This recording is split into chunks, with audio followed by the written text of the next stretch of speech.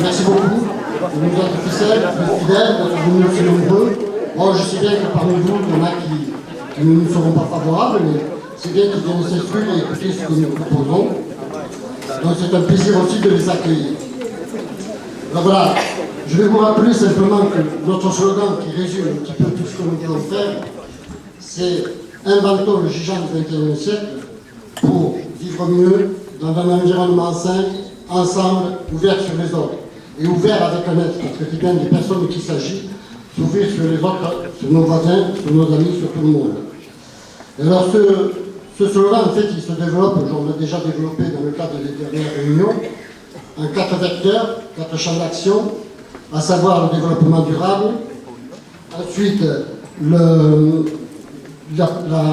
on appelle ça, l'emploi de proximité, la transition numérique, et puis la vie collective qui regroupe bien sûr tous les chapitres concernant l'éducation, le sport, et nous y viendrons tout à l'heure.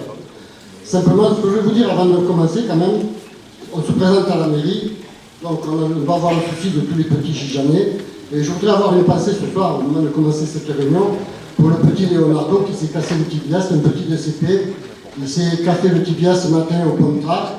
Ça arrive, c'est le sport, quand on pratique un sport, il arrive d'avoir des accidents, alors on va lui souhaiter un propre rétablissement, et puis beaucoup de courage, et qu'il continue de faire du sport. Voilà, donc je voulais quand même dire ça avant de commencer, on a le devoir d'avoir une pensée pour le petit Gijanais. La deuxième chose, je vais vous parler de l'organisation de la réunion.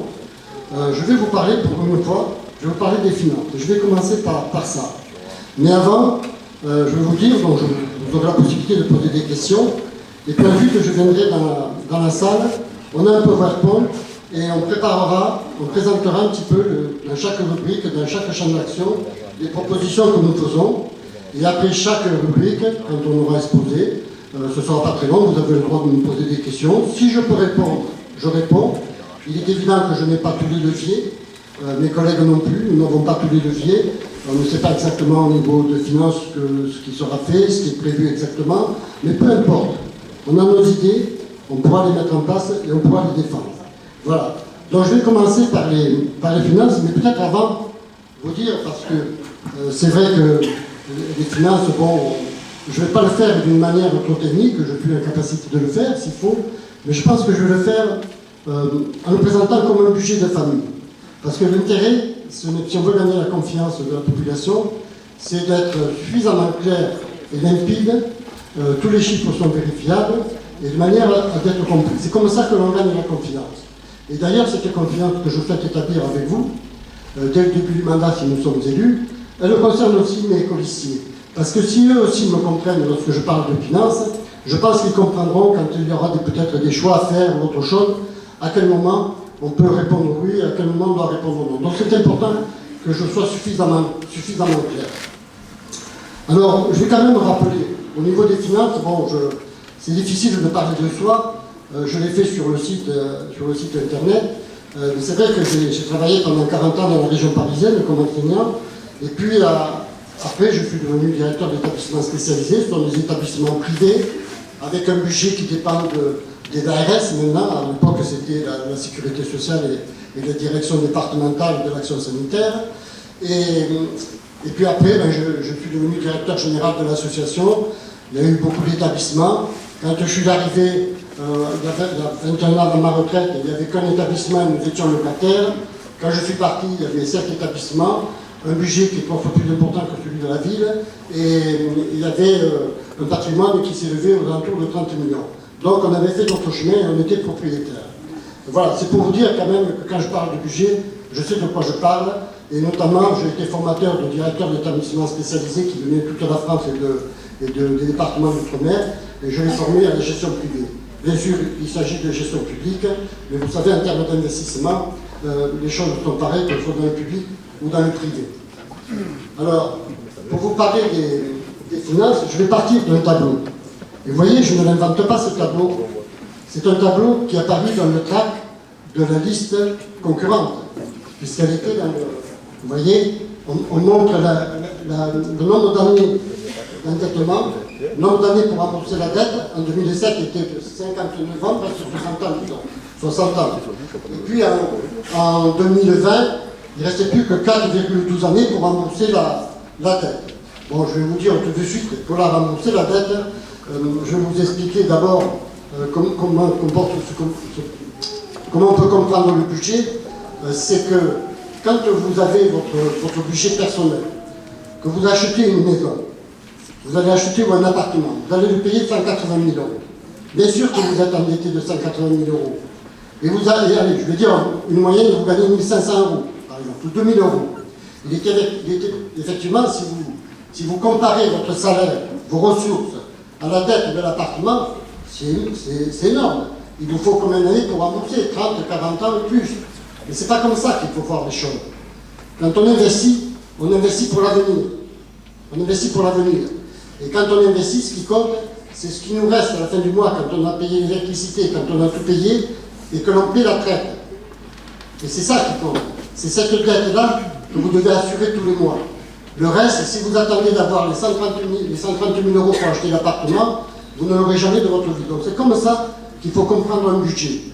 À un moment donné, on fait des choix, on s'endette, la seule chose qui compte, c'est de pouvoir rembourser, et ce qui prime tout, c'est d'apporter des réponses aux jeunes, à la population qui attend des réalisations. C'est comme ça qu'il faut comprendre un budget, et je vais le faire tout au long de cette manière. Et ce que je veux dire, je parlais de confiance au début. Et par exemple, là, 60 années, 2007, j'ai vu le budget 2007, quand on veut calculer la durée de la dette, du remboursement de la dette, on prend ce qu'on appelle ce qu'eux ils appellent dans les termes l'épargne brute. Mais bon, on est loin de ces mots, je les connais. Si je parlais de ma concurrente, je les utiliserai. Avec vous, je vais parler de ce qui vous reste à la fin du mois pour rembourser votre traite. Vous comprenez mieux là? Vous voyez? Donc effectivement, il y avait à ce moment-là 468 000 euros qui devaient permettre de payer cette dette. Elle n'a pas été comptabilisée. Parce que si vous calculez bien 6 millions 100 de dette divisé par 60 années, ça fait 100 000 euros. Ça veut dire qu'on n'aurait eu que 100 000 euros pendant cette période pour rembourser cette dette. Ça, c'est la première des choses. La deuxième chose, si vous regardez bien ici, on part de 60 ans, et en 2010, on tombe à 14 années et demie pour la dette. Donc je peux vous dire, pour avoir étudié cette période et tous les budgets, curieusement, vous n'avez pas 2008, 2009, qui était le début du mandat du maire sortant, et 2011. Bon, je ne sais pas pourquoi, et ce n'est pas mon problème. Je ne vous cache pas que je n'aurais pas parlé de ce schéma s'il n'avait pas été repris par la liste concurrente. On a construit le gymnase en 2008, 2007, 2009, un objet qui a coûté 5 millions d'euros, si je ne me trompe pas. Hein. Je n'ai pas tous les chiffres exacts, mais j'ai en tête que ça, c'est des grandes masses. Donc 5 millions, ça veut dire qu'on s'est encore endetté. On s'est endetté. Alors pour avoir étudié les budgets de cette période, je peux vous dire qu'entre ici et là, 2008, 2009, 2010, il y avait à peu près 15, à 10, puis 15, puis 20, puis 22 d'emprunts qui arrivaient à terme.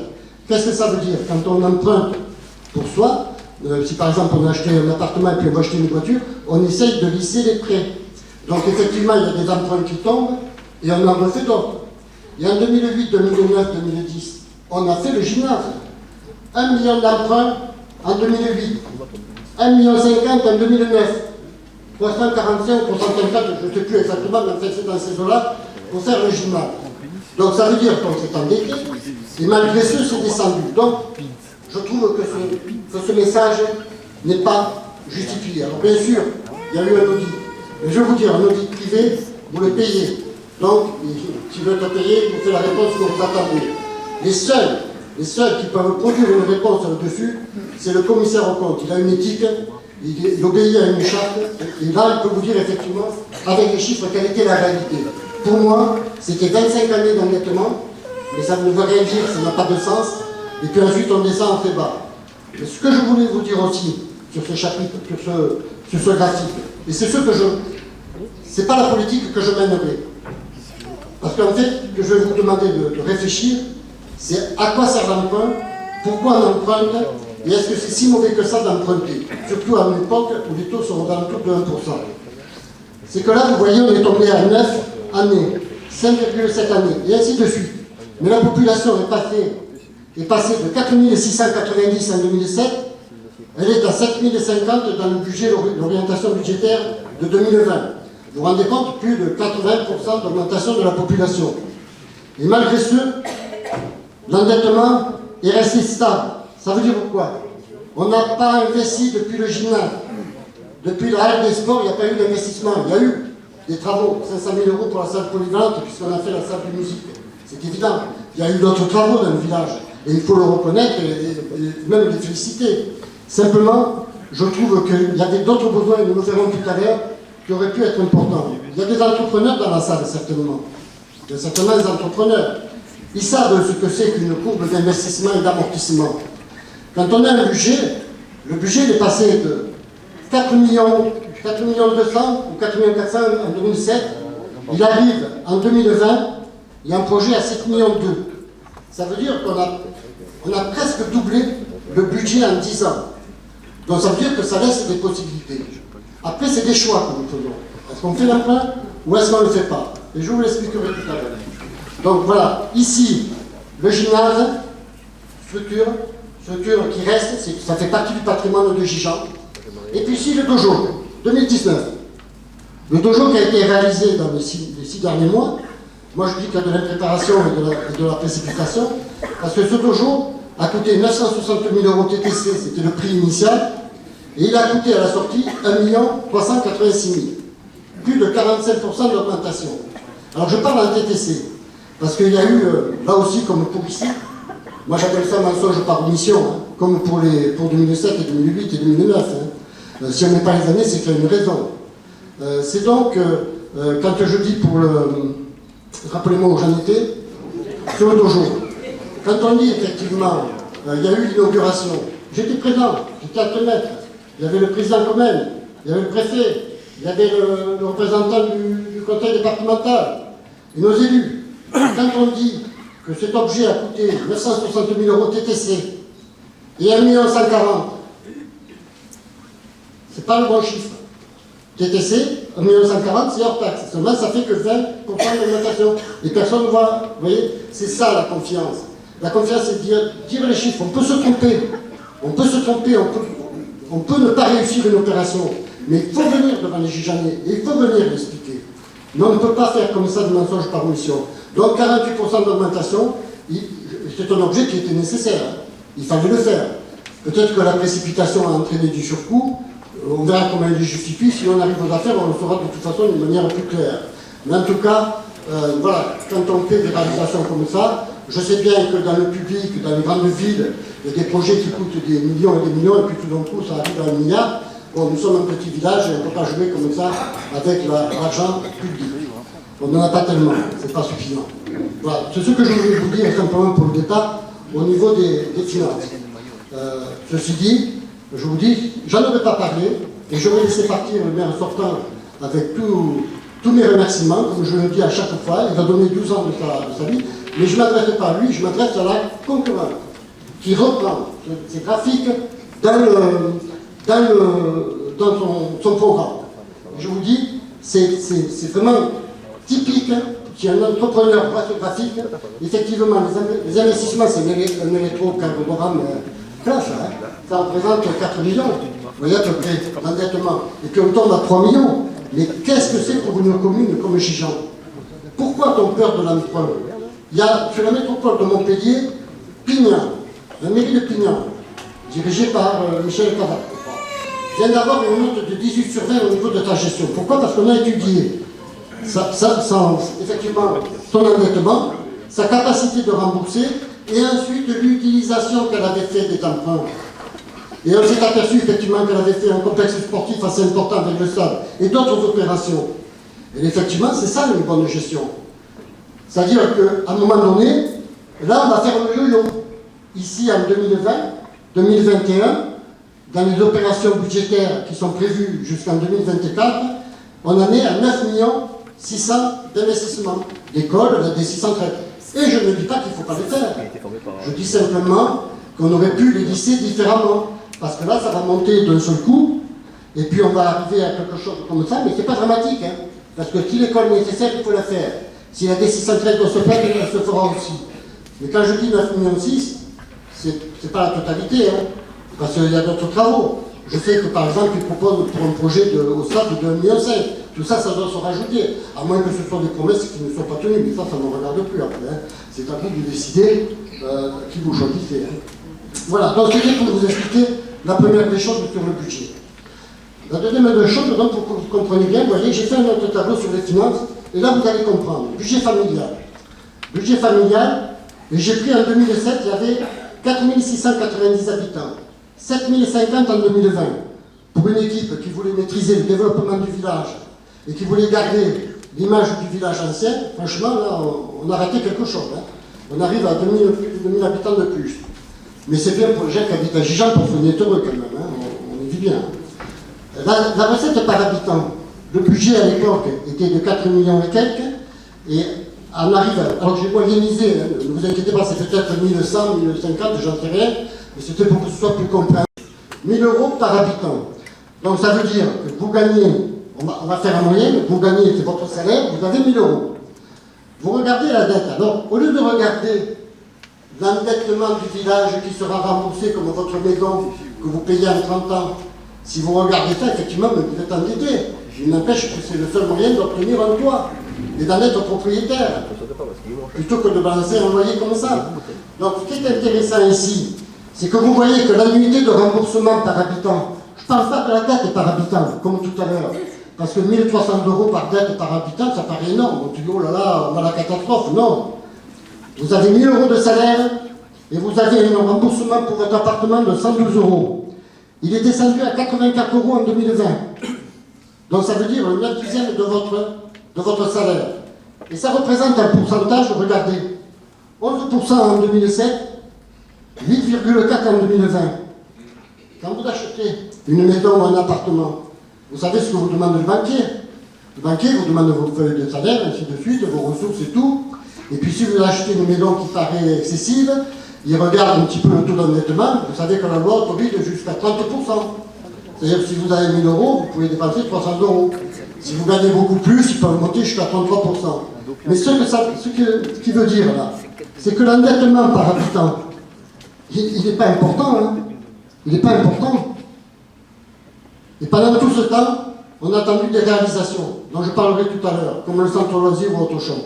C'est pour ça qu'il aurait fallu, au lieu de se cantonner au premier schéma que vous avez vu qui était linéaire, avoir une courbe un petit peu plus ascendante qui suive le budget. Le budget a presque doublé, il fallait un petit peu doubler au niveau de la dette. Voilà, mais ça c'est un choix. Je ne dis pas que, je ne dis pas encore mon prédécesseur parce que je ne suis pas élu, hein, mais je pense que c'était son mode de gestion, c'était la manière dont il a contribué. Moi je la vois différemment. Et je la vois, je vous dis, en termes de gestionnaire. J'ai été un gestionnaire toute ma vie, je sais ce que c'est. Et quand vous voulez investir, il y a trois ressources. Trois ressources, pour que ce soit simple. Le don. Si quelqu'un décède, un défunt d'un Gijan, il nous fait un don de 1 million d'euros, franchement, mais c'est pas arrivé souvent, je ne pense pas. Je pense pas. La deuxième solution, c'est la subvention. Les subventions, c'est la région, c'est le département, c'est l'aglo, c'est l'État, ça peut être même l'Europe. Les subventions, c'est intéressant, pourquoi? Parce que si vous arrivez, vous achetez une maison, toujours pareil, 100 000 €, ou un appartement, et vous obtenez 40% de subvention, ça veut dire cadeau. 40%, ça fait 40 000 €. 40 000 €, il ne vaut plus en sortir que 60 000 €. Mais votre bien, il restera à la valeur de 3 000 €. Ça revalorise votre patrimoine quand vous allez chercher les subventions. Donc ça, c'est la deuxième chose. Et puis la troisième, la plus courante, c'est l'emprunt. Alors effectivement, les taux sont extrêmement bas. Ça ne veut pas dire qu'il faut emprunter à tout va. Je ne vais pas faire peur aux Gijanais. La seule chose qui compte, c'est de pouvoir rembourser. Mais la première des choses qui compte aussi, c'est de donner aux enfants, aux familles, à toute la population ce qu'ils attendent pour bien vivre dans Gijan.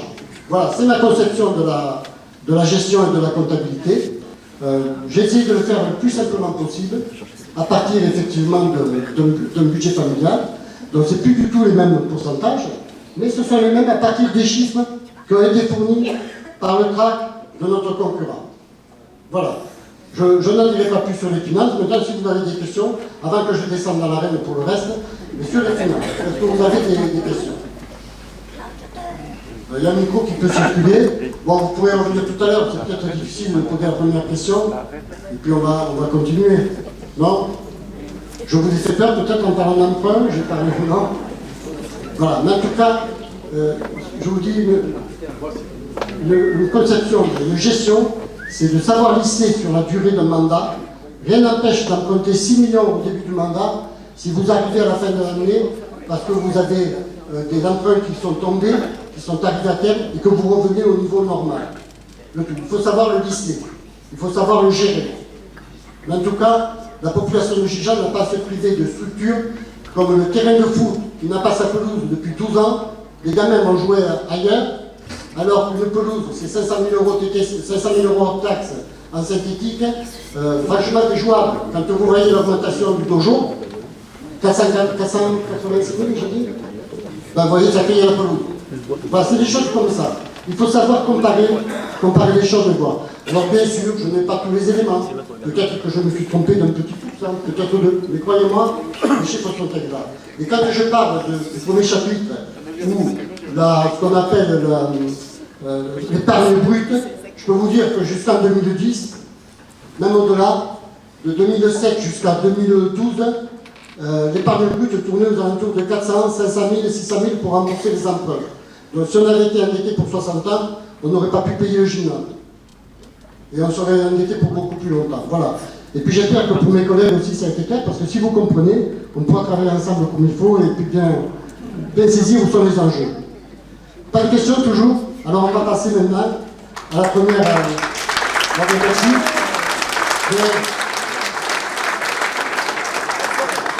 Vous pouvez quand même me poser des questions sur les finances si vous voulez après, hein, si vous êtes inquiet sur le financement de nos propositions.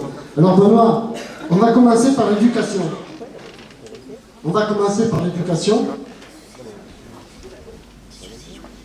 voilà ce que nous proposons. Je parlais effectivement de la construction d'un centre de loisirs extérieur de l'école. Nous avons rencontré des parents qui nous disent mais c'est pas normal, nos enfants sont à l'école de 7h du matin, 7h20, jusqu'à 18h20 le soir ou 18h15 ou je ne sais plus combien. Je pense que ça gêne certains parents que ça n'arrive pas jusqu'à 18h30. Mais en fait, le centre de loisirs se passe dans les écoles, je ne parle pas de l'antenne de jeunesse, ça veut dire que l'accueil se fait, les classes sont fermées, c'est normal, les enseignants ferment leurs classes parce que sinon les gamins le lendemain ne retrouveront pas leur matériel. Donc ce qui se passe, c'est que les espaces sont limités et le gamin est à l'école toute la journée. Il n'y a pas de centre de loisirs pendant les vacances, sinon encore dans les écoles. Ça veut dire qu'il n'en sort jamais, le pauvre garçon, la pauvre petite fille. À un moment donné, il pourrait aller voir la gardiole s'il y avait un centre de loisirs à côté de la gardiole. Et donc, quand on propose la construction d'un centre de loisirs extérieur aux écoles, c'est aussi mutualiser les moyens. Moi, je ne sais pas, je vois mon fils, il a fait plusieurs villages de Seine-et-Marne, j'en revenais pas, des villages plus petits que Gijan. Ils ont des centres de loisirs magnifiques, quelquefois dans des corps de ferme. Alors c'est vrai qu'en Seine-et-Marne, le foncier commence à devenir cher aussi. Mais enfin, il y avait de l'espace, il y avait des corps de ferme assez larges. Mais ce qui se passe, c'est que quand vous faites un centre de loisirs, vous mutualisez les moyens. Vous pouvez avoir un animateur qualifié pour faire du VTT, un animateur qualifié pour faire toutes les activités possibles. Et c'est ça l'intérêt d'un centre de loisirs mutualisé. C'est d'avoir un panel d'activités qui porte vraiment, qui aide l'enfant, qui contribue au développement de l'enfant et à son bien-être. Si on continue comme ça dans les écoles, bien sûr. Alors effectivement, je vais vous dire une bêtise peut-être, 3 millions, 4 millions.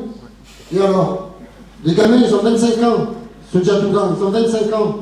Ils n'ont pas eu leur centre de loisirs. Alors à un moment donné, il faut savoir faire un choix. Même si on a mon âge, 72 ans passés, parce que j'ai eu des enfants, j'ai eu des petits-enfants. Et quand je parle comme ça, je parle pour la jeunesse. Et je me dis que ces enfants n'ont pas le droit de passer à travers. Et vous tous, qui êtes peut-être qui avez des parents ou grands-parents, vous devez penser comme moi, parce que vous pensez aux enfants d'abord. C'est pas parce qu'on est plus âgé qu'on pense à nos petits soucis personnels. Non. Voilà. Donc, effectivement, ce centre de loisirs est important. Et je vous dis, avec nous, si nous sommes élus, les enfants et les familles n'attendront pas 12 ans. Ça, c'est clair. Et la deuxième chose que je veux dire par rapport au centre de loisirs, c'est que l'intérêt, c'est qu'il pourrait ouvrir l'été. Je sais bien qu'il faut gérer le personnel, qu'il faut gérer les congés. Mais bonsoir, moi j'ai eu des établissements qui fonctionnaient 365 jours par an. 365. Ben, qu'est-ce que je faisais? Il y avait des équipes, il y avait des rotations, j'embauchais des personnels au moment des vacances, des congés, mais l'établissement ne fermait pas. Les enfants polyhandicapés, ils étaient toujours polyhandicapés et il fallait les accueillir. Et il fallait des soins. Donc à un moment donné, c'est une question de gestion et d'analyse et on peut le réaliser. Donc voilà, un centre loisir ouvert toute l'année. Ça c'est primordial et ce sera notre priorité. Et je vous dis, c'est pas ça qui va faire plonger la courbe, hein. Ne vous inquiétez pas. Hein. Après, mise en place d'une garderie, alors comme on a rencontré les parents, effectivement ils nous ont parlé de la garderie en cas de fermeture d'école. Bon, moi je ne vais pas critiquer ce qui se fait, je ne suis pas au courant, enfin si je suis au courant, mais je ne connais pas les raisons.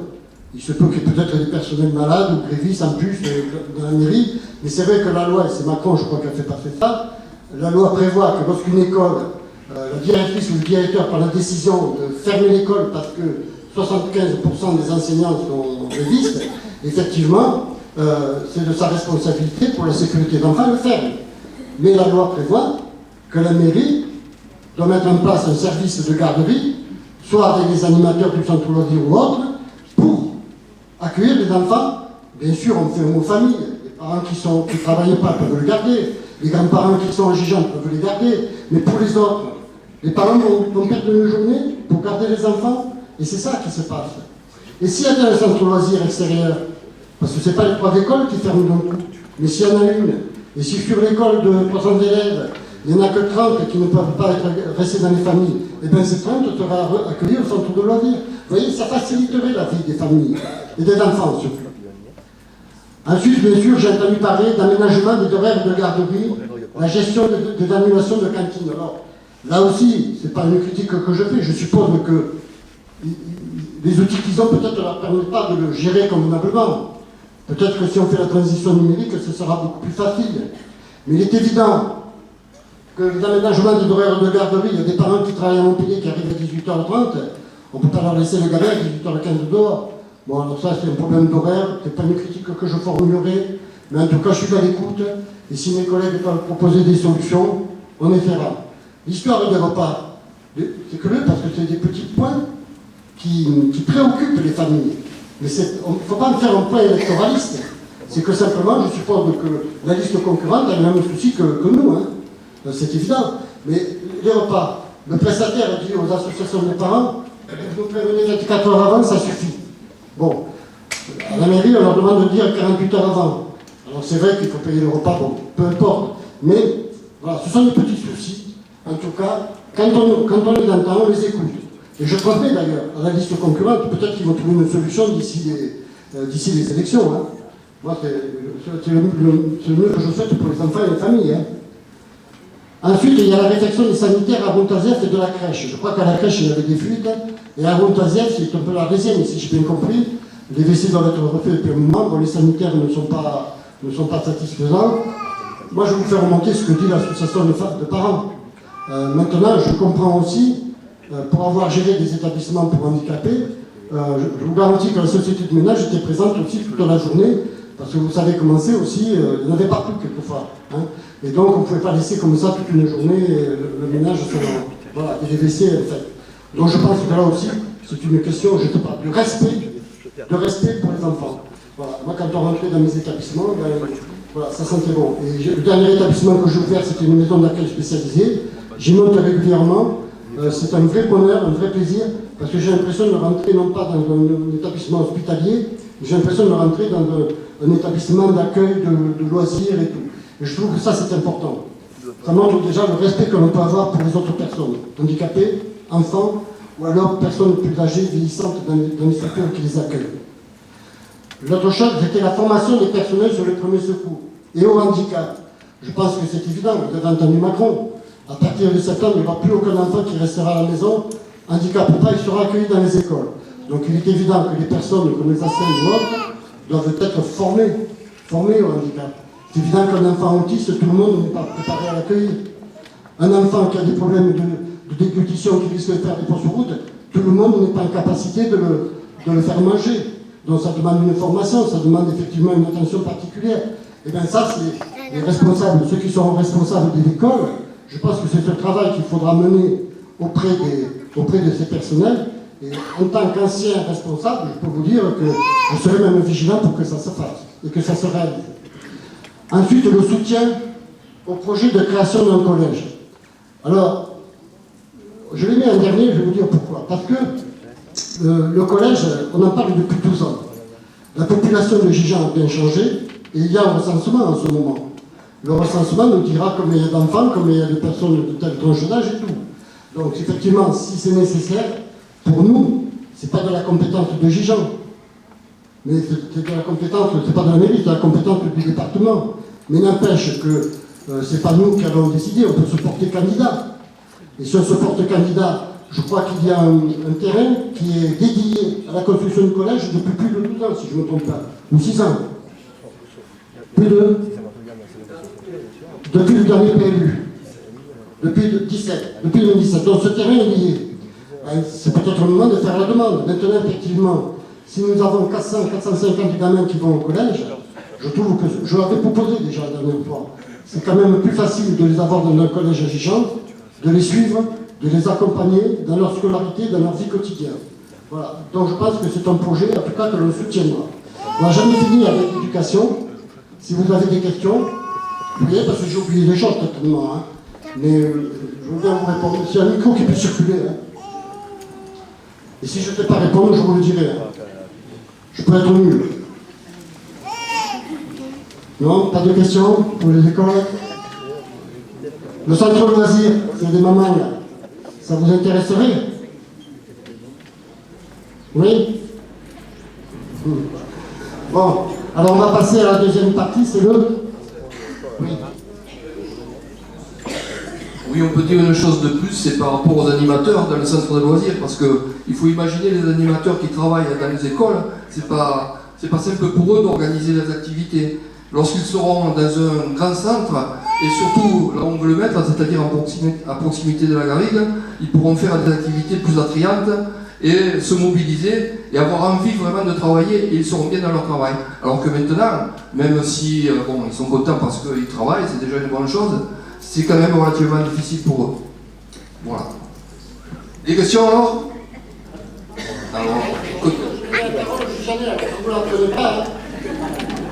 En tout cas, ce que je peux vous dire, c'est que si nous sommes élus, tous les ans, je viendrai devant vous, peut-être plusieurs fois par an, avec les personnes concernées, présenter les comptes, les finances, présenter devant le public et dire pourquoi on a fait un emprunt et pourquoi on a fait ce choix. Ça, c'est important dans la nouvelle communication et dans la nouvelle gouvernance. Et puis également, quand il y a des projets, comme on verra tout à l'heure dans l'urbanisme, c'est évident que c'est moi qui les fais pleurer le pauvre en parlant fort.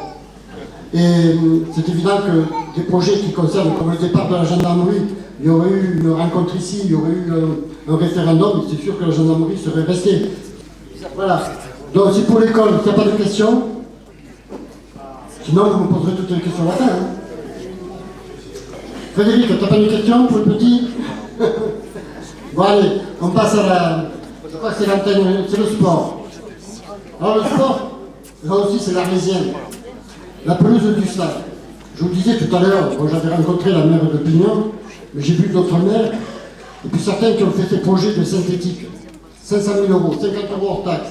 Bien sûr, si vous voulez faire une pelouse encore mieux, si vous voulez faire le tour du stade avec une piste et tout, effectivement c'est un budget qui va monter à 1,5 million.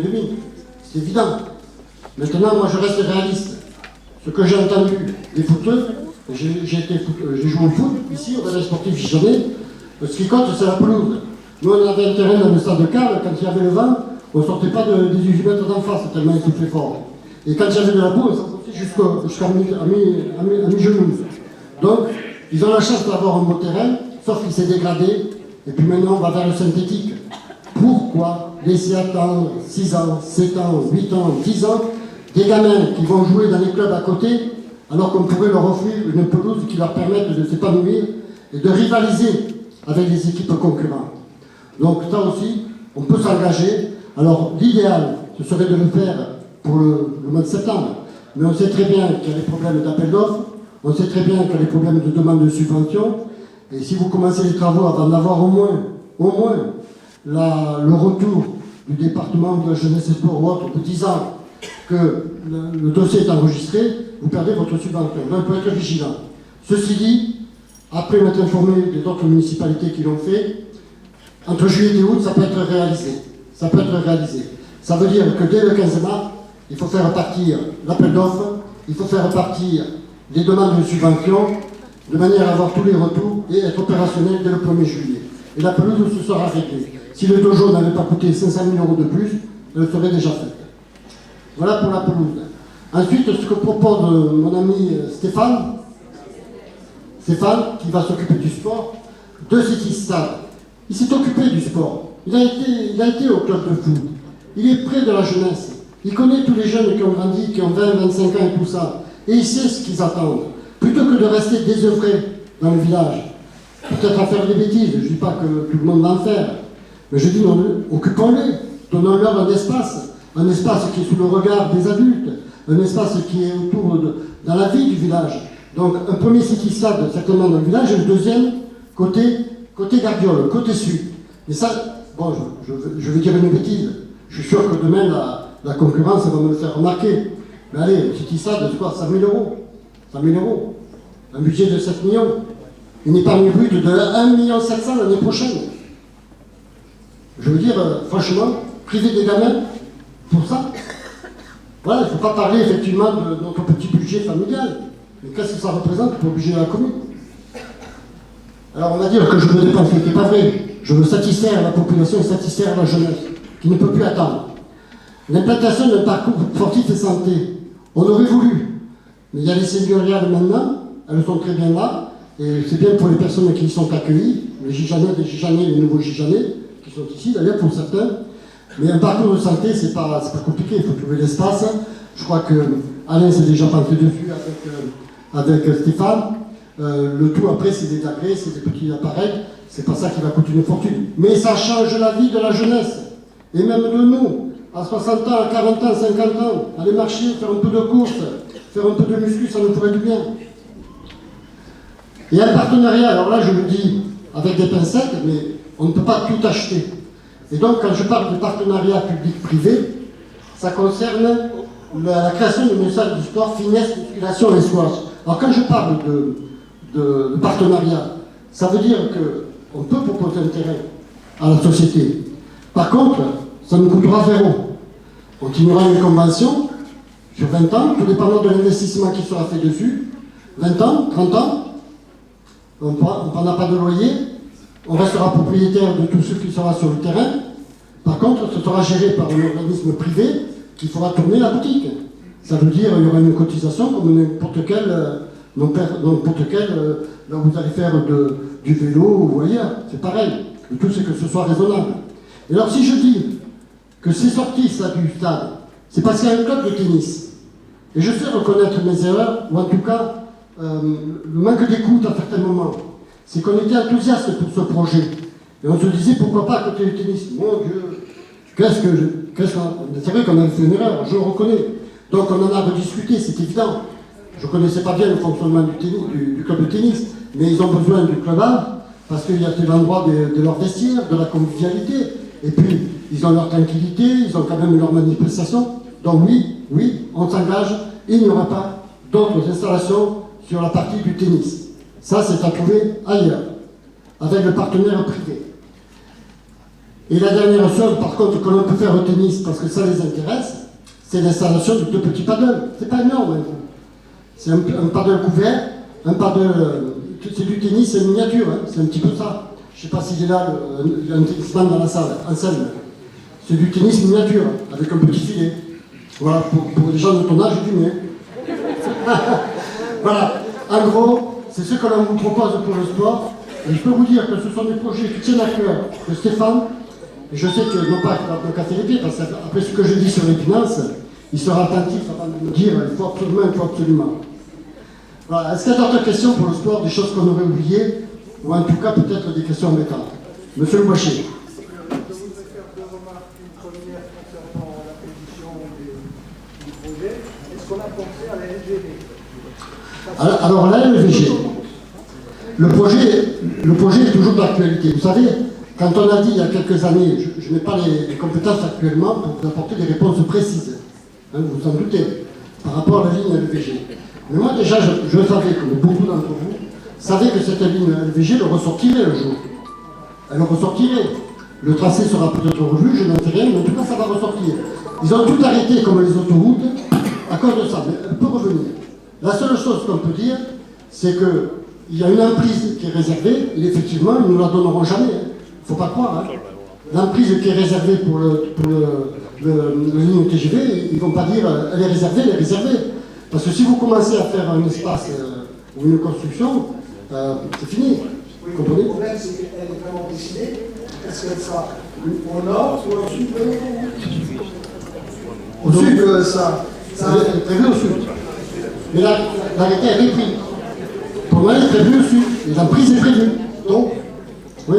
Par contre, parce que vous parlez de la ligne LVG, notre rôle, parce que si on ne peut pas s'y opposer, si on ne peut pas se battre, si on ne peut pas faire des montagnes, hein, à un moment donné, il faudra bien aller jusqu'à Barcelone. Mais en tout cas, c'est se battre pour qu'il n'y ait pas de nuisances et limiter les nuisances, c'est évident. Qu'il y ait des murs anti-bruit. Même encore actuellement, Vinci s'est engagé. Et ils n'ont pas tenu les engagements. Non, mais ce que je voulais dire, c'est par rapport au projet, parce que vous dites que vous mettez oui, mais pas au bord de la Gardiole. En dehors de... Vous savez qu'il y a des terrains, qui sont en vente, et certains qui vont être constructibles. Je vais vous dire, du côté derrière le Pompard, il y en a d'autres derrière, vous n'avez pas connu, ça s'appelait la Garde avant. C'est quand vous montez la rue des Terriers, et le hangar de M. Tabariès, il y a des terrains. Rue de Mirval, il y a des terrains qui sont là. Des terrains qui peuvent être utilisés, qui ont la superficie pour faire un centre de loisirs. Hein. Voilà, mais je ne suis que candidat. Je ne tiens pas les leviers. Quand je le tiendrai, je vous donnerai une réponse plus précise. Vous avez parlé de mutualité. Oui. Mutualiser. Mutualiser. Or, nous avons ici, dans la région, il y a 3 villages, Gitchan, Moussan, Montbazin, qui sont à 3 km chacun de l'autre. C'est-à-dire, on est sur. Eh bien, est-ce qu'on a déjà pensé, enfin, les municipalités, à faire des projets en commun, à mutualiser? Parce que ça pourrait permettre de faire des plus intéressants, de moins chers. Je ne peux pas répondre à la place de l'équipe actuelle. Hein, je ne peux pas répondre et je ne le critiquerai pas non plus. Ce que je peux dire, c'est que dans notre projet, je vais prendre qu'un seul exemple. C'est vrai comme la salle des fêtes. Regardez, quand les seniors font un repas ici, nous sommes 210, 215. Et il faut la piste de danse. Et il faut la grande scène pour le spectacle. C'est vraiment juste. On ne peut pas dire qu'on est une grande salle des fêtes. Quand on a fait les travaux, ça aurait été peut-être bon d'agrandir sur les côtés. Ça n'a pas été fait. Tant pis. Par contre, une salle des fêtes. Est-ce qu'on a les moyens de créer une salle des fêtes rapidement? Peut-être dans la zone industrielle, puisqu'il y a encore 7 hectares. Peut-être avec l'accord de l'agglo. Peut-être qu'on peut la mutualiser avec Montbazin. Vous voyez ce que je veux dire? Montbazin qui grandit, ils ont besoin d'une grande salle des fêtes. Mais quand je dis une salle des fêtes, c'est 400, 500 personnes dans laquelle. Je pense que c'est un campus sportif. Voilà. Mais aussi, mais ça peut être ça aussi, la salle des fêtes. Mais on a parlé de mutualisation aussi. Si vous avez été, je ne sais pas si vous étiez à la dernière réunion, Marc Gonzalez parlait des polices municipales. Quand on fait des fêtes du village, des grandes manifestations, il y a eu le carnaval à Cournon, il y a eu le carnaval à Poussan, il n'y a pas eu le carnaval à Gijan. Pourquoi? Parce qu'on a peur des violences, on a peur des débordements et tout. Et bien quand on fait un carnaval, pourquoi ne pas mutualiser les moyens de Montbazin, de Poussin, de tous et pas faire le carnaval le même jour? Vous comprenez? Donc c'est des choses qu'on a en tête, mais on n'est pas en responsabilité. Donc ça m'est facile peut-être de le dire comme ça, mais par rapport à la mutualisation des moyens de sécurité, je fais confiance à Marc Gonzalez qui sera les négocier. Voilà, merci.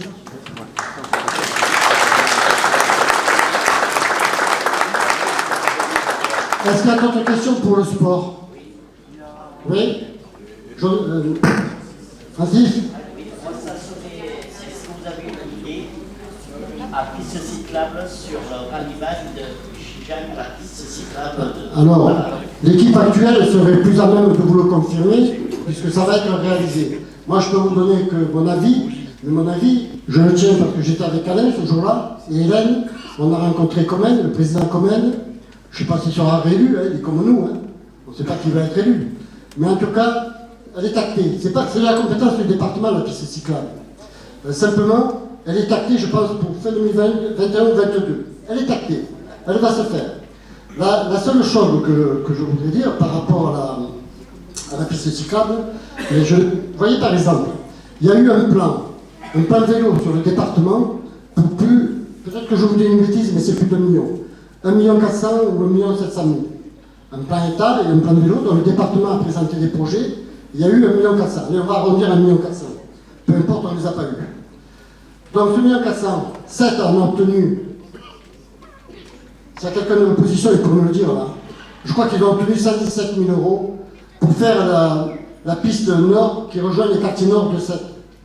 Frontignan a obtenu 43 ou 44 000 € pour faire la piste que vous avez inaugurée dernièrement et qui allait rejoindre celle de l'étang de Tours. Et Gijan, on est passé en dernier. Qu'est-ce que vous voulez que je vous dise? Mais si on est là, effectivement, on fera valoir, parce que quand la population arrive à 7 000 habitants, moi senior, quand on va faire du vélo le lundi matin, quand j'amène Daniel, je n'ose plus la prendre en vélo sur la D613, de peur qu'un camion me traverse. Mais c'est vrai, c'est dangereux. Et je ne comprends pas que ça traîne. Pour combien, j'en sais rien. Donc en tout cas, ça va se faire, ce ne sera pas grâce à nous. Mais si ce n'est pas fait encore, je vous garantis qu'on poussera derrière. Et ce n'est pas de la compétence de la mairie, c'est la compétence du département, mais on est des acteurs. Et vous êtes des acteurs. Donc à un moment donné, il faut se mobiliser. Comme pour la ligne LVG. Voilà, merci.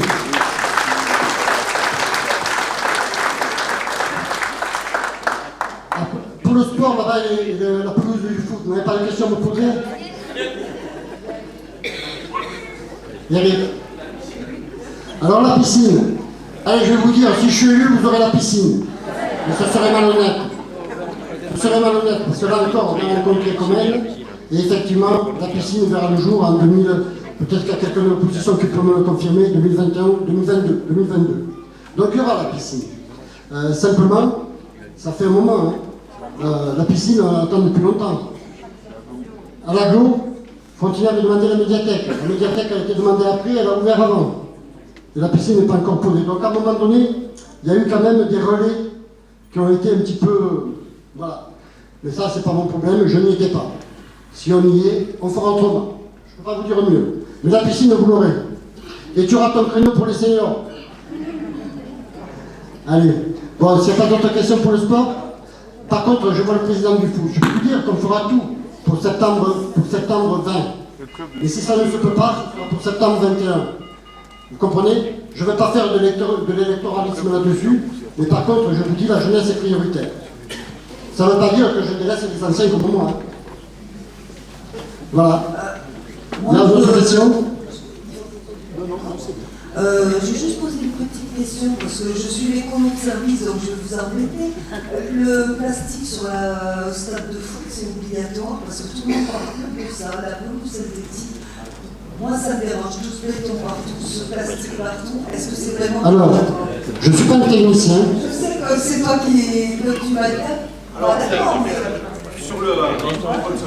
non, mais parce que je voudrais savoir... On va répondre parce qu'on a été voir les produits. Ce qui vous inquiète, c'est la gomme? C'est le plastique. Le plastique à lui-même, il n'est pas dangereux, pas du tout. Par contre, la gomme, oui. Quand on réalisera le synthétique, on ne mettra pas de la gomme dessus. Il y a des nouveaux procédés qui permettent justement de... Parce que cette gomme est cancérigène, d'accord? Je suis au courant. Hein.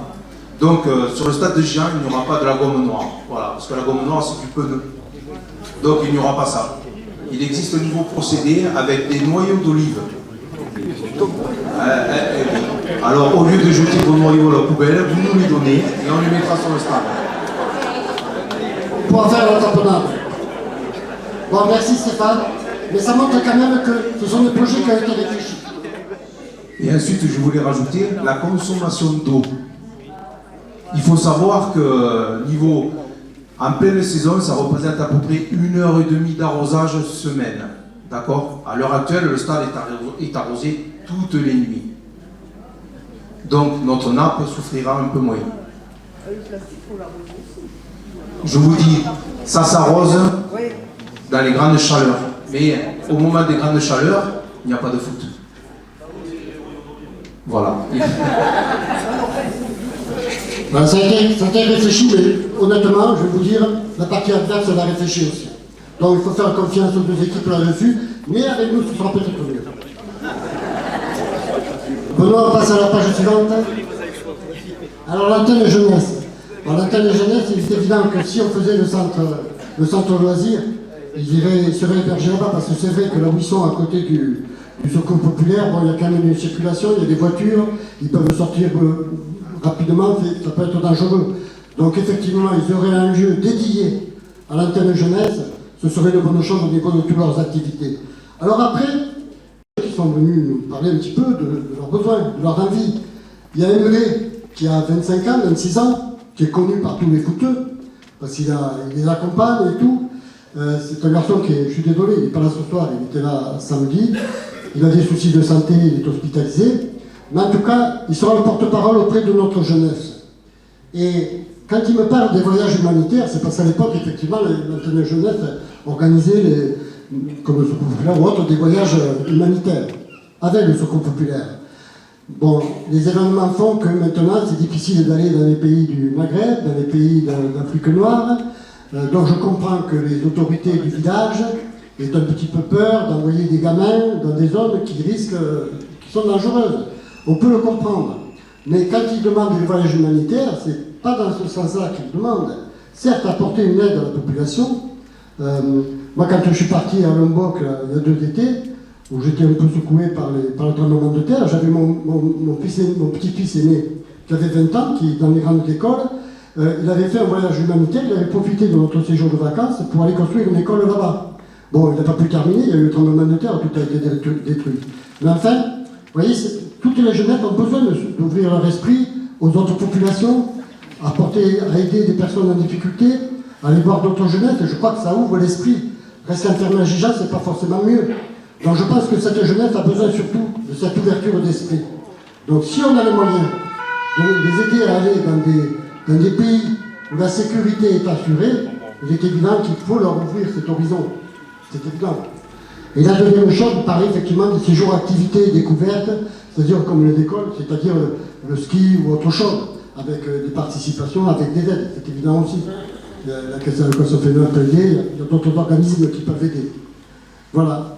Je ne sais pas s'il y a des questions encore sur l'antenne jeunesse et le sport. Non? Alors on passe à la suivante. Mais si vous voulez revenir sur une question, on revient. Hein. C'est bon? On a dit qu'on vous donnait la parole. Il n'y a que moi qui parle. Alors les associations. Oui, j'étais président d'association. Daniel est président d'association. Qui est président d'association. D'autres ont été dans les associations aussi. On sait ce que c'est. On sait ce qu'est le fonctionnement. On a vu les difficultés, bon, peu importe. Il y a des époques où c'est plus difficile de le gérer que d'autres, peu importe aussi. Simplement, c'est qu'on s'est aperçu, c'est au niveau de la coordination. Alors, il y a des choses, période électorale l'exige. C'est comme ce que l'on refait dans les rues. En ce moment, il y a des travaux partout. Mais peut-être qu'il faudrait qu'il y ait des élections tous les 6 mois. Hein. Mais par contre, par rapport aux associations, je pense qu'il faut un élu véritablement dédié et qui participe à cette coordination. Parce que chacun fait ses projets. Bon, il y a quelques associations amies qui peuvent s'associer, mais je trouve qu'il y a des projets communs qui peuvent être portés. Je pense au carnaval, par exemple. Vous voyez? Donc, je pense qu'il est important qu'il y ait un élu dédié. La deuxième chose, puisque je parle du deuxième point, le soutien financier maintenu et partenariat pour les projets spécifiques. Quand je parle de partenariat, on a besoin de faire rayonner nos équipes de sport, par exemple. On sait que le tennis de table, ou le football, ou le volley, ont envie, ou les sports martiaux, ils ont envie pour leurs jeunes, pour les jeunes Gijanais qui sont accueillis, d'avoir un phare, c'est-à-dire à un moment donné faire venir des équipes plus performantes, des judokas plus ceinture noire, je ne sais pas combien dedans, faire venir une équipe de handball qui joue à National 1 ou autre. Effectivement, le Belmont l'a fait. Belmont l'a fait au niveau du tennis de table avec la Biélorussie ou la Russie, l'Italie. Ça a très bien marché, mais il est évident. Il a un budget de 30 000 € pour l'année.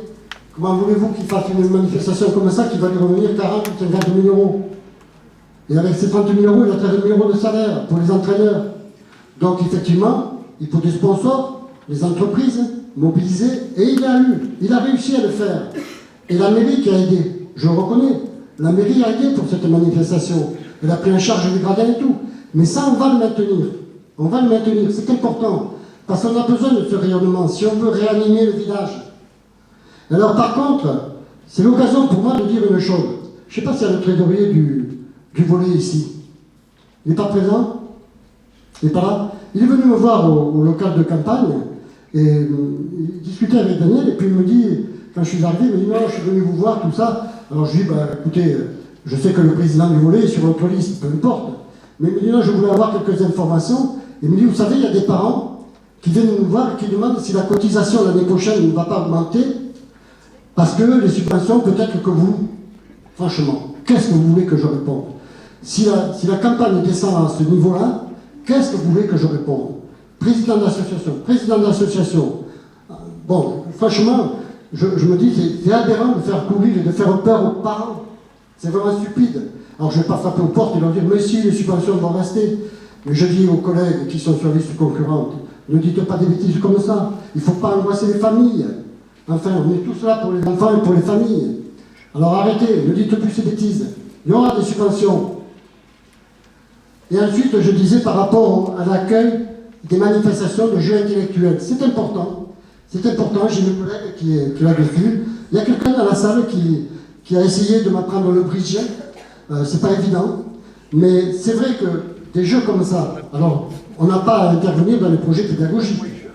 Mais je pense que pour les enfants, au niveau du raisonnement mathématique, apprendre le bridge ou les échecs, et surtout le bridge, ça peut les aider dans leur développement mathématique et dans leur scolarité. Et je pense que c'est important. On parle de sport, mais le bridge c'est aussi un sport intellectuel, et qui peut être aussi bénéfique pour les enfants. Donc vous voyez, c'est des choses comme ça que l'on veut faire pour donner plusieurs leviers pour que notre jeunesse puisse s'instruire, se développer harmonieusement. Voilà, c'est pour ça que j'ai marqué ces jeux. Et puis en plus, c'est aussi, ça peut être accueillir un championnat de bridge. Notre collègue qui joue au bridge s'en va quelquefois à Paris pour jouer. Alors aussi, réévaluation de la logistique pour répondre aux demandes simultanées de matériel. Alors si je vous dis ça, c'est parce que ça me gonfle. Parce que quand on a des manifestations, vous savez très bien que c'est au mois de mai, juin, les écoles font les lotos, tout le monde fait des lotos, pareil en novembre, décembre, et c'est vrai que le matériel n'est pas... je sais pas, sur une bêtise, il y a 400 chaînes, si vous avez 3 manifestations, s'il y a 4 chapiteaux, si vous avez 4 manifestations, en pleine chaleur, c'est pas évident. Donc je me dis, vu les moyens que nous avons quand même, qu'est-ce que ça coûterait d'acheter 2 chapiteaux ou quelque chose de plus? Après, il faut les stocker. Mais au moins, que ça ne vienne pas entraver le fonctionnement. Je vois que la collègue qui s'occupe à la mairie de ce truc-là, elle est embarrassée chaque fois qu'elle doit nous dire par rapport au matériel et tout. Mais c'est vrai que quand je fais une manifestation pour les seniors, je sais que j'ai 200 personnes. Si on me donne 100 chaises, vous voulez que je les mette sur les genoux les uns des autres? C'est pas possible. Donc, à mon sens, il y a quelque chose à réfléchir à ce niveau-là. Et toi, là-bas, le chef, tu t'en changeras. Voilà. Est-ce qu'il y a d'autres questions sur ce sujet? Parce que j'en ai oublié, hein. Vous savez, on fait remonter ce que l'on nous dit. Hein. Ah, on me dit, par contre, là, c'est ma faute. Ça résonne un peu trop quand je... Non? Ah, vous me faites signe, alors. Alors, on passe à la diapo suivante, Benoît. Merci. Et tu sais, je parle avec mes mains, fois. Alors, l'environnement de proximité. C'est dommage que les campagnes tournent toutes, propreté, sécurité, je ne sais plus encore ce qu'il y a, l'animation et tout. Il y a des choses qui se font. Puis il y a des choses, effectivement, ça revient tout le temps. La propreté, je ne vais pas dire, il y a un travail qui est fait, il ne faut pas exagérer. Mais il y a des quartiers, effectivement, où ce n'est pas très bien fait. C'est vrai que les histoires d'excréments de chiens, les gens en ont marre. Une fois en rigolant, je ne sais plus qui c'est qui disait, Marc, j'ai failli me casser la figure devant chez lui. Avec les feuilles d'automne qui étaient tombées, il y avait une merde de déchets, j'ai failli partir à dégager. Donc je me dis, il y a quelque chose à faire à ce niveau-là. Alors il y a un problème effectivement d'éducation, de prévention. Et puis à un moment donné, quand on a tout essayé, à part de mettre une couche au chien, on va trouver une solution beaucoup plus incitative. Donc nous le ferons. Effectivement, la propreté est un souci pour les Gijanais. Pas dans certains quartiers, dans d'autres oui. Après, il faut que chacun aussi aille devant sa porte.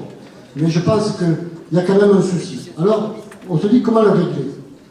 On sait comment fonctionnent les services municipaux, on sait comment fonctionnent les pauvres, ils ne sont pour rien. Hein. il y a tellement de délégations que quand vous vous plaignez de quelque chose, il y a un arbre qui est tombé à côté de chez moi, vous portez votre lettre à la mairie, vous allez prévenir à la mairie, puis ensuite ça va dans un panier, je ne sais pas chez qui, puis ça va remonter au chef de l'équipe des employés municipaux, et puis peut-être que ça redescend chez au directeur des services généraux, j'en sais rien, vous voyez, s'il faut dépasser 50 € peut-être, j'en sais rien, je dis une bêtise.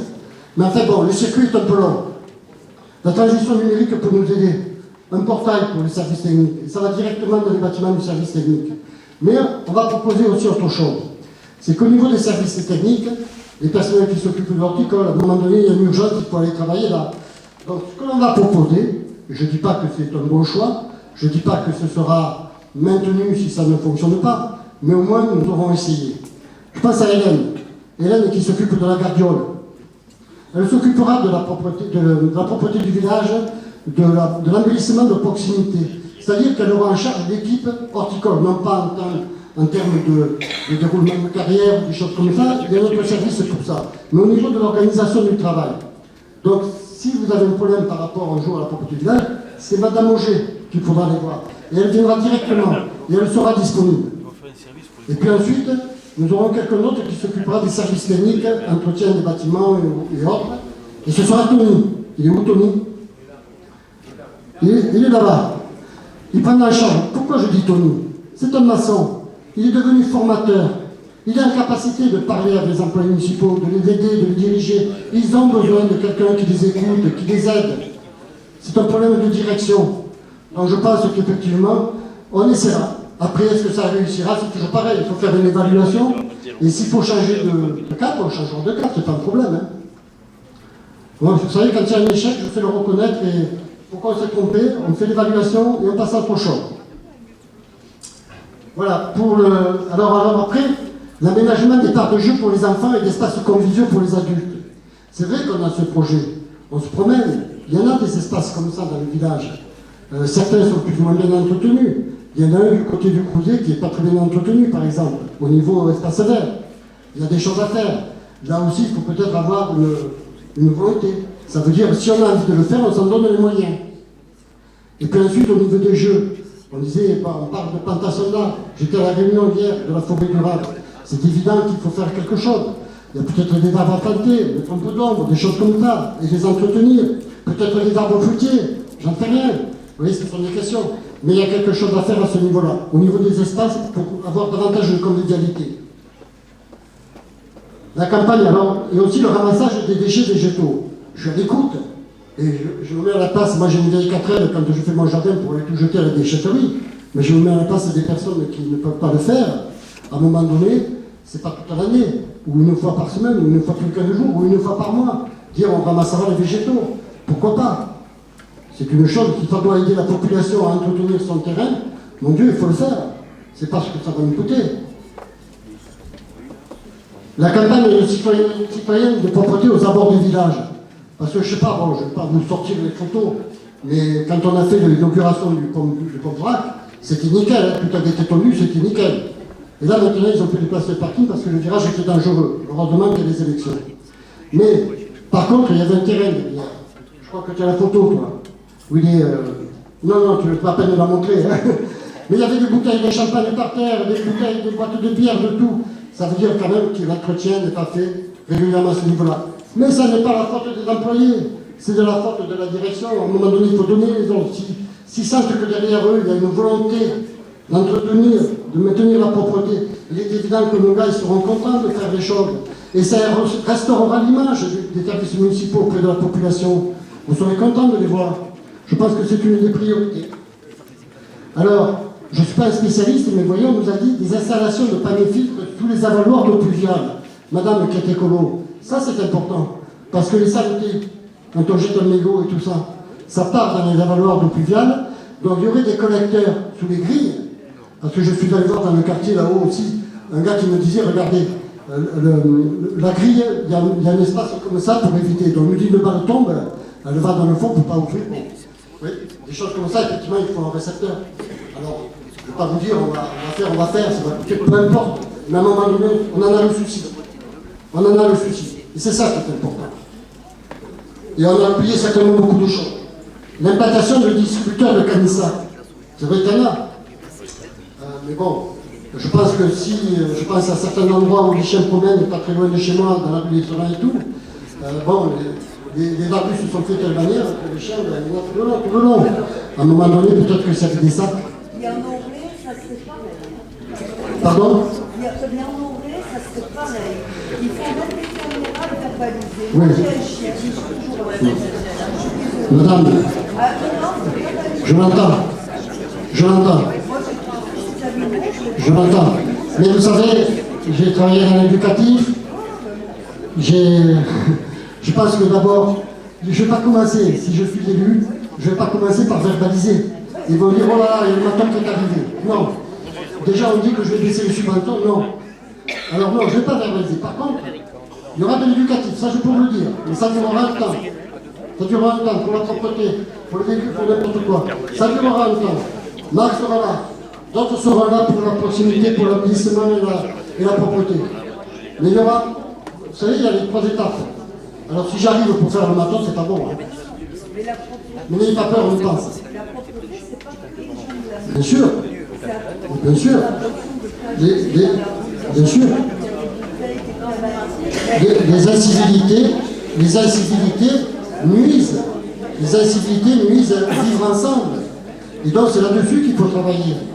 Et c'est pour ça que je dirais tout à l'heure que je souhaite associer la jeunesse avec le conseil municipal. J'anticipe sur autre chose. Hein. Parce que c'est par la jeunesse. Si la jeunesse... Regardez, je suis sorti tout à l'heure. J'ai ramassé un papier que je mis dans le truc, un papier de bonbons. C'est un gamin qui l'a mis. Hein. Il y en avait un autre dehors. Bon, c'est un gamin. Mais si on commence à faire ce travail d'éducation, s'ils ont leur city-stand, il est évident qu'ils ne pourront pas jeter des bouteilles partout, ou des boîtes de bière ou de coca, pas de bière, quand même pas à leur âge. Mais vous voyez, on va travailler avec eux. Et si eux travaillent, je pense qu'il faut travailler leurs parents. C'est comme ça qu'on va faire. Bien. Est-ce qu'il y a des questions sur cette proximité du village et tout ça? Non? Alors on passe à la diapo. Oui, madame.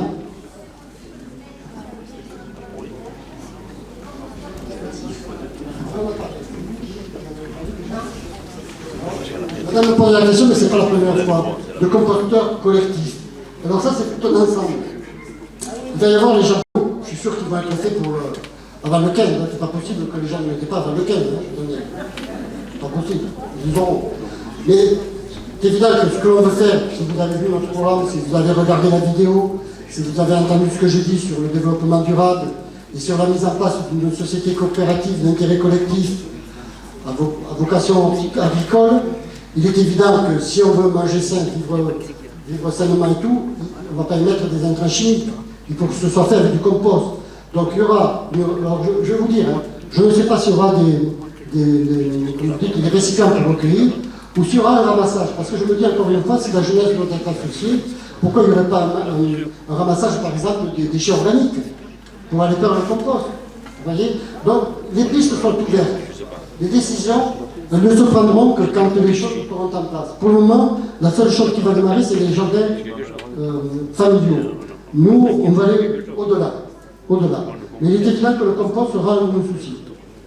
Et il faudra le faire avec la jeunesse aussi et les écoles. Mais ce sera prévu. Est-ce qu'il y a d'autres questions sur le développement durable?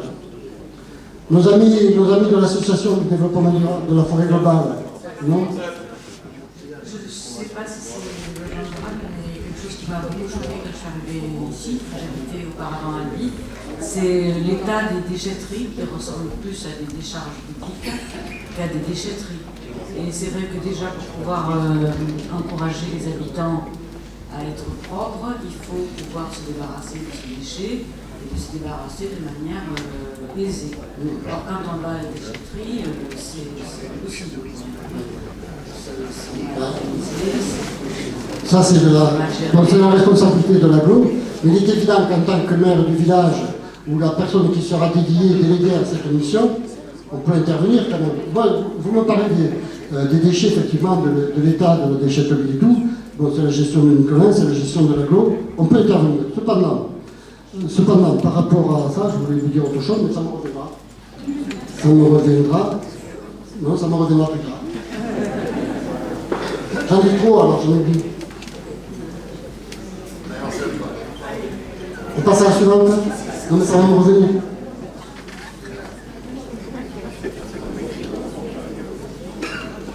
Alors, nature et environnement.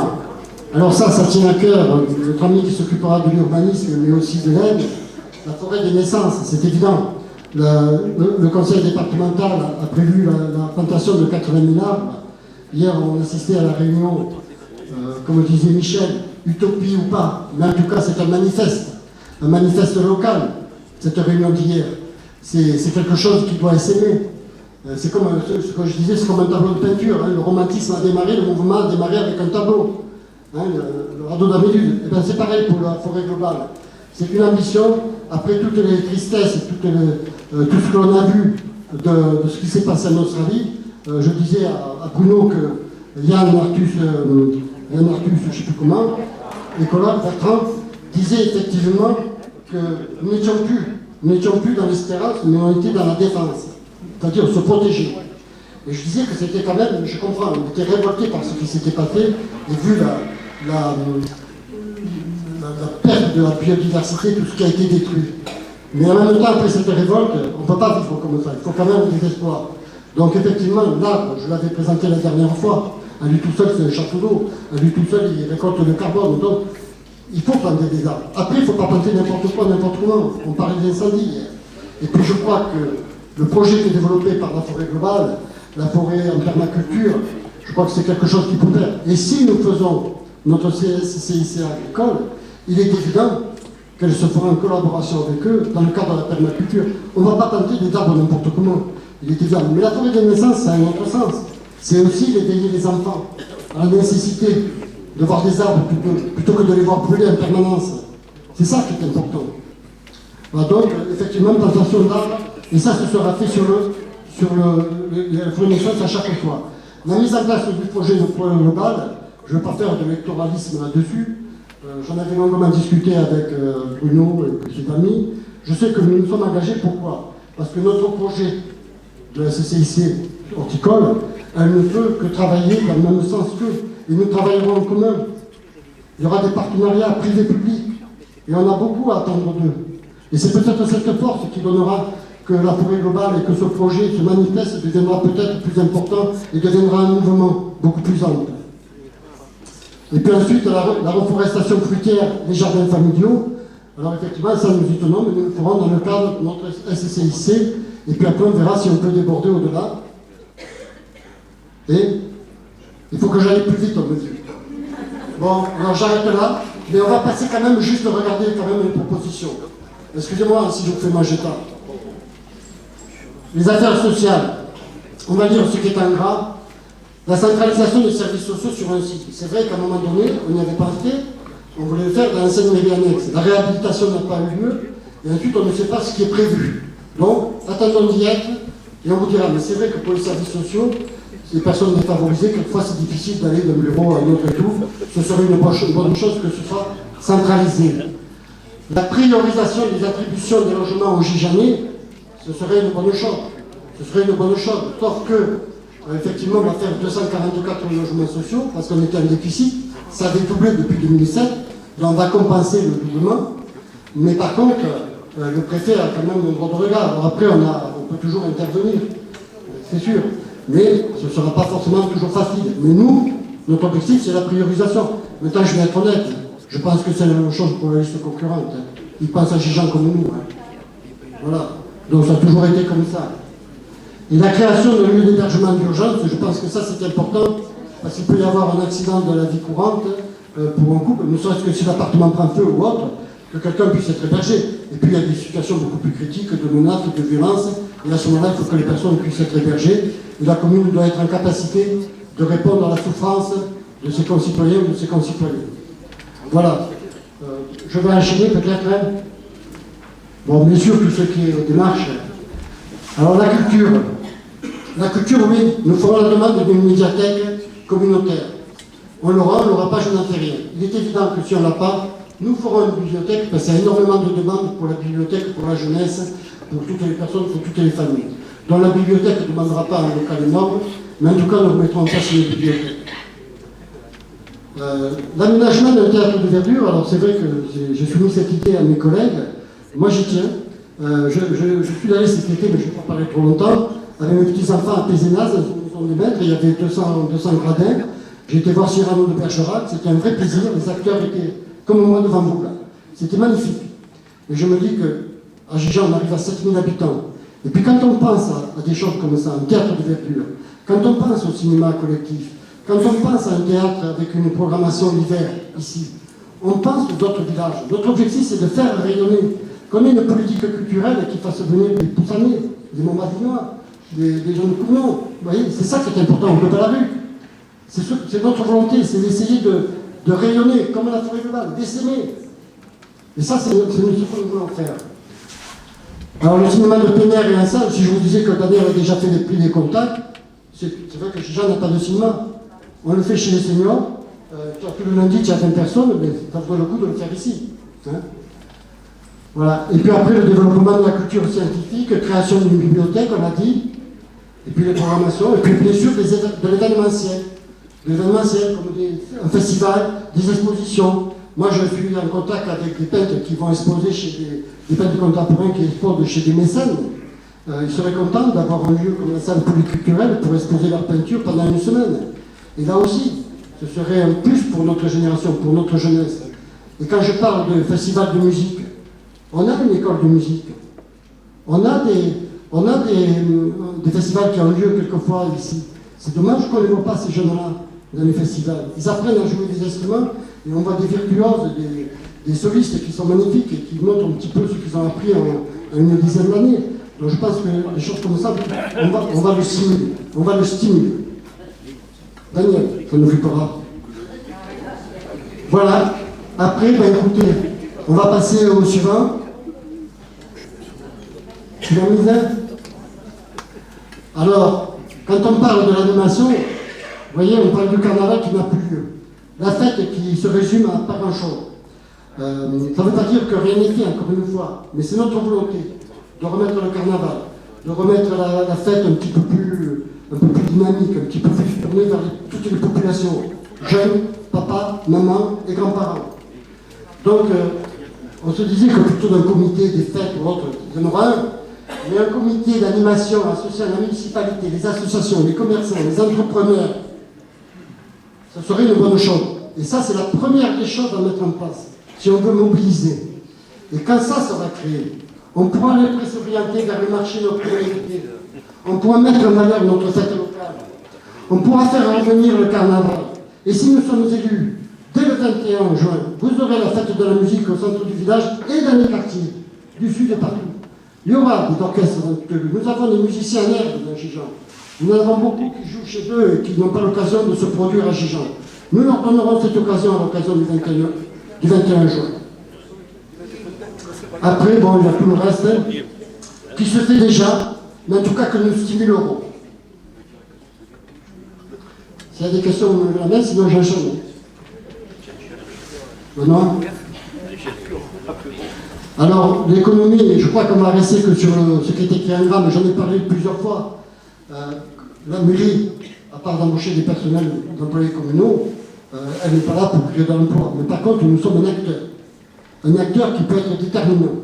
Et quand on parle de la société coopérative, d'intérêt collectif, nous sommes un partenaire. Et les partenaires, les autres, ça peut être vous, les titres individuels. Ça peut être les entreprises. Ce sont des sociétés qui ne font pas de rendement, mais je l'avais dit une fois, la société horticole de la région nantaise est arrivée quand même à un chiffre d'affaires de 100 000 €. Hein. Et elle produisait pour toute la commune et pour toutes les cantines.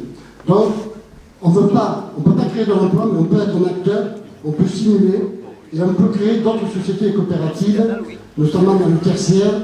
J'entendais parler de l'artisanat hier dans la forêt globale. Le monsieur de l'ODEV qui parlait des outils.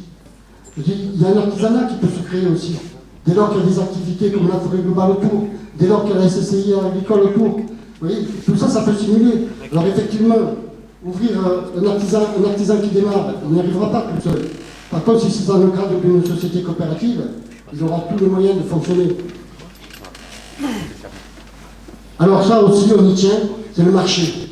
Il y a eu un essai. Le marché du mardi, je peux vous assurer qu'il restera. Tant que les commerçants viendront, il restera.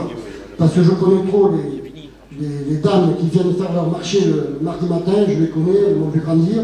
Elles sont un petit peu plus âgées que moi, d'autres plus jeunes. Mais en tout cas, je pense qu'elles ont leurs habitudes. Le seul problème, il s'arrêterait que si les commerçants ne venaient pas, parce que ce n'est plus rentable. Mais par contre, le dimanche, moi je vais en mettre. D'autres vont en Fontinant, d'autres vont pas à la rue. L'objectif, c'est de faire un marché, mais pas le faire n'importe comment. Il faut qu'il y ait de l'animation. Et ce qu'il faut, si on arrive à trouver 12, 15, 20 commerçants, il ne faut pas qu'au bout d'un mois, ils disent ben, on arrête, on ne gagne pas notre vie. Il vaut mieux qu'on aille dans le village à côté. Donc, quand on le fera, on se donnera tous les atouts de notre côté. On fera ce qu'il faut autour des villages voisins. Il faudra essayer d'aller les chercher, de manière à ce que le marché soit vivant tout de suite. Et puis après, vous savez, c'est un cercle vertueux. Quand ça démarre, le reste suit. Mais si on n'essaye pas. Mais quand on essaye, il faut d'abord se donner tous les atouts. Avant de dire, voilà, je fais le marché, puis ça se casse la figure, et après, ben, voilà, on va tout recommencer. Donc on se donnera les moyens, mais nous prenons le temps. Alors là, quand je dis la nomination d'un élu référent aux relations entre les entreprises et l'agropole, c'est important. Je sais qu'il y a un collègue là ici qui était sur la liste précédente, qui s'est arrêté et qui s'occupait du forum de l'emploi. C'est évident qu'il nous aidera peut-être si nous sommes élus à le continuer. Mais ce que l'on veut aussi, quand je parle des relations avec un élu, c'est que par exemple on passe au stage de nos jeunes chichanés. On pense au contact que l'on peut faciliter avec les entreprises. Donc là aussi, la mairie est un acteur. Je ne dis pas qu'il n'y a pas des choses qui se font. Hein. Attention. Mais en tout cas, c'est notre volonté d'aller au-delà. Et puis enfin, je parlais des embauches d'emploi d'été dans la commune. Je me souviens, moi, quand mon gamin, j'étais encore sur Paris, je venais en vacances ici chez mes parents. J'avais mon fils qui avait travaillé pour la mairie. À l'époque, il avait été embauché pour se faire 4 sous. Je pense que beaucoup de jeunes attendent ça. D'abord, ça leur ferait un peu de sous, pour la fête locale peut-être. Ça leur ferait en même temps une ouverture d'esprit sur la propreté du village et la part qu'ils peuvent y prendre. Et je pense comme ça que ça pourrait aller vers les parents aussi. Vous voyez, c'est des choses comme ça que nous voulons remettre en place. J'ai rien oublié. Alors on enchaîne. Le tourisme. Alors le tourisme, là aussi on va prendre le temps. Parce que ça concerne aussi la sécurité. C'est vrai qu'on envisage de mettre le tourisme un camping. Mais un camping, si vous n'avez pas de clients, ça ne sert à rien. Donc il est évident qu'il faut trouver des partenaires. Un camping, on sait où il peut être implanté en monture de la Gardiole. On a commencé à réfléchir. On a rencontré des responsables de la gendarmerie. On sait très bien que, vous savez, avant, quand la gendarmerie était à Gijon, à Ballaruc, tous les étés, il y avait 20 gendarmes qui venaient pour assurer le soutien pendant la période estivale. Ces gendarmes, depuis que la gendarmerie était à Ballaruc a occupé les locaux entre chaudes, ils ne veulent plus. Donc ils vont dans les hôtels, machin, chaque commune paye. Si je ne me trompe pas, je crois que Gijon verse 1 000 €. C'est un choix. Mais je me dis, mon Dieu, quand même, mois de juillet, mois d'août, d'avoir 20 gendarmes sur Gijon, même s'ils sont occupés dans la journée sur les plages ou autre chose, ils vont à la boulangerie, ils vont se promener au village, ils vont au café. Ça crée une présence quand même bleue. Et ça peut être intéressant. Surtout pendant cette période d'été, où il y a peut-être beaucoup plus de cambriolage. Même si ce n'est pas leur mission première, mais en tout cas, ils restent gendarmes. Donc je me dis qu'on pourrait les accueillir. Et si on faisait le camping, on se dit, mais comment faire pour le faire vivre tout de suite? Eh bien, écoutez, si pour 2021, c'est trop tard pour 2020, hein, ils iront à l'hôtel. Mais si pour 2021, on peut le faire, 20 gendarmes, 10 bungalows, on les loue, les autres villages nous donneront leur participation, mais ça sera un plus sur notre village, en termes de consommation, en termes de sécurité. La deuxième chose, vous savez qu'il y a les thermes à Ballaruc. On a pris des contacts.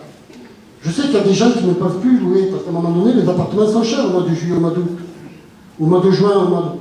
Et bien pourquoi ne pas passer une convention? On a pris des contacts déjà. Passer une convention avec des thermes et accueillir des curistes sur Gijon. Alors bien sûr, il y aura quelque chose qu'il faudra que l'on fasse en plus. C'est mettre peut-être une navette le matin, le midi, l'après-midi et le soir. Mais pourquoi pas? Si ça peut redonner vie à notre village et redonner une animation et un accueil, ici, le tourisme, un restaurant, il ne va pas ouvrir s'il n'y a personne. C'est évident. Il faudrait faillir tout de suite. Mais si on n'arrive pas à amener du monde, il est évident que ça ne marchera pas. Donc voilà pourquoi nous travaillons avec les entreprises et les commerçants. Et en même temps, nous avons des idées. Mais encore une fois, il faut faut les nourrir, les mettre en place, et il ne faut jamais se lancer au solo, parce que c'est difficile de revenir en arrière. Voilà, et quand je dis soutien le plus important, alors là, oui, on est passé à la transition numérique, et après je vous laisserai la parole. Quand je parle de la transition numérique, c'est par rapport à tout ce que je vous ai dit, par rapport au fonctionnement citoyen, par rapport au fonctionnement des services municipaux. Ça permettrait d'avoir des portails dédiés aux services municipaux, portails dédiés aux écoles, portails dédiés aux entreprises, portails dédiés à l'économie. Donc vous voyez, il y a beaucoup de choses qui pourraient se faire. C'est un outil, certes, qui ne va pas enlever le contact, mais qui va faciliter le contact, et surtout la recherche d'efficacité. Donc nous irons dans ce sens-là. Alors bien sûr, si on fait ça, il faudra soutenir les écoles et leur apporter un petit peu plus de moyens, c'est évident, au niveau soutien informatique. L'urbanisme et le développement durable. Alors, je dis le plus important, maîtrise du foncier, pourquoi?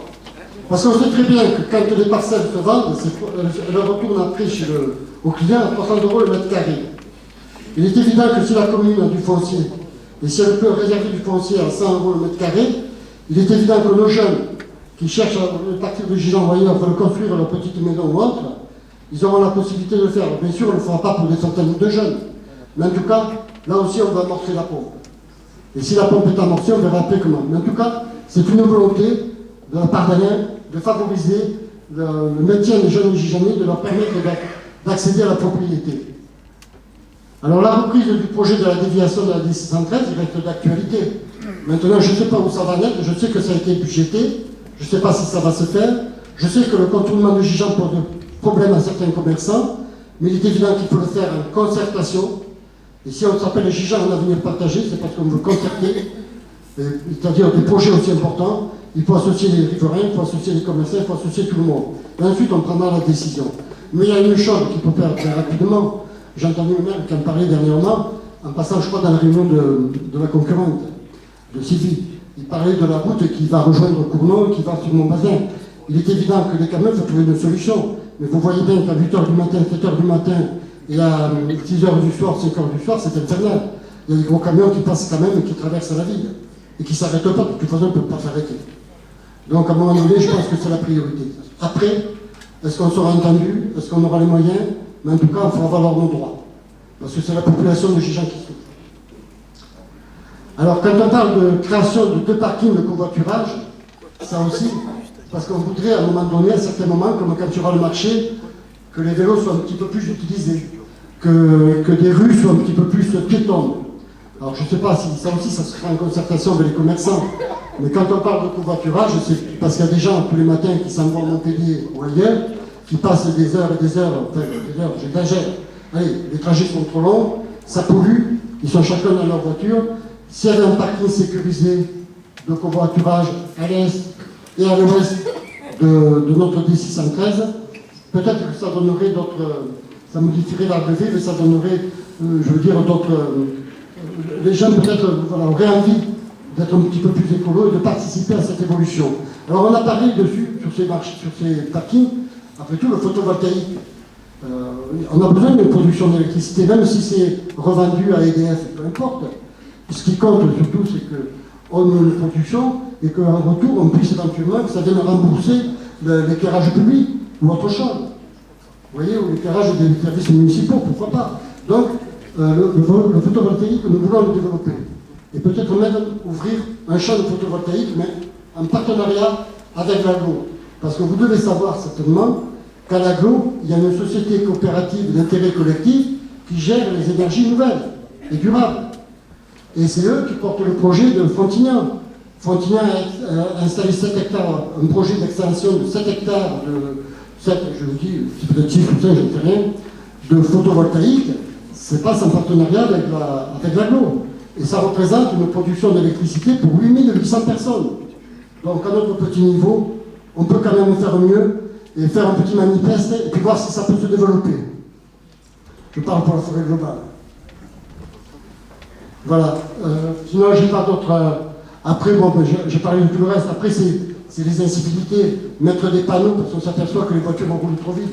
des panneaux qui montrent, voilà, peut-être des petits radars, je ne sais rien. Mais en tout cas, il y a des quartiers où c'est dangereux. Et il y a même des quartiers comme le mien où on roule en sens unique, en sens interdit, et assez vite. Donc il y a quelque chose à faire à ce niveau-là. Voilà, Oui. Vous me faites tourner là. Ils sont pressés, ils veulent aller manger.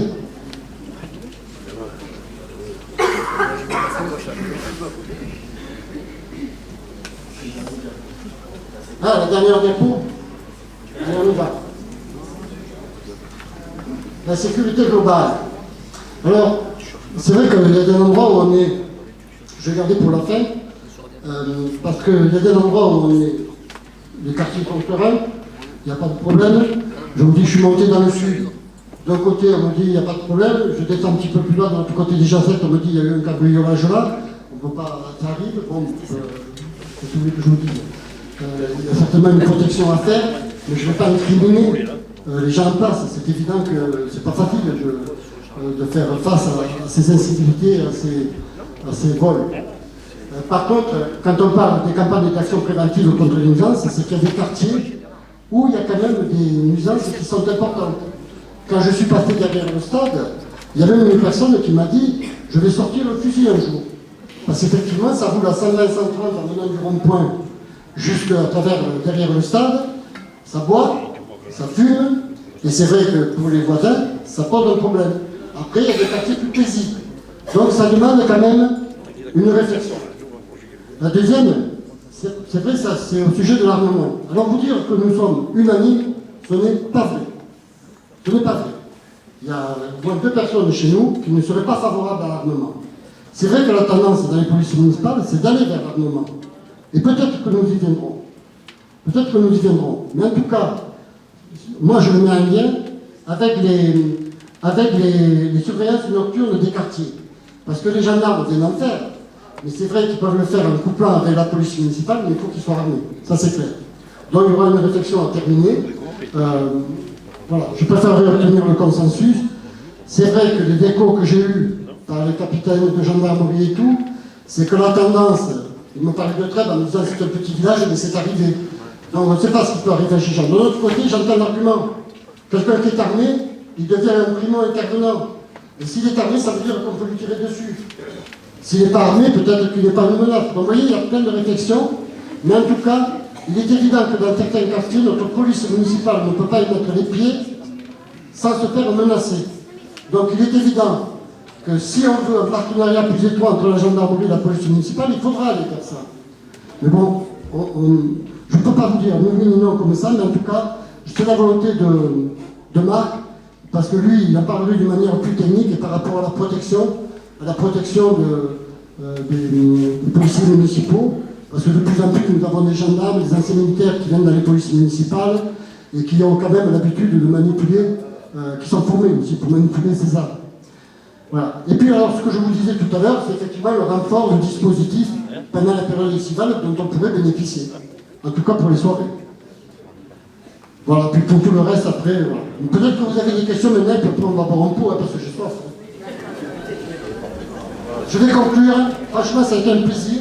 Je regrette que vous n'ayez pas eu davantage de questions, parce que c'était au jamais de m'en poser. Mais il fallait quand même qu'on finisse sur exposer ça et vous donner la possibilité de poser des questions. Si vous n'en avez pas, c'est que peut-être ça vous satisfait, j'en sais rien. Mais en tout cas, on aura rempli notre mission. De vous informer et puis essayer de vous convaincre. Alors je vous remercie tous. Et puis je vous souhaite bonne route jusqu'au 15 mars. Et puis pensez à nous. Tout enregistré.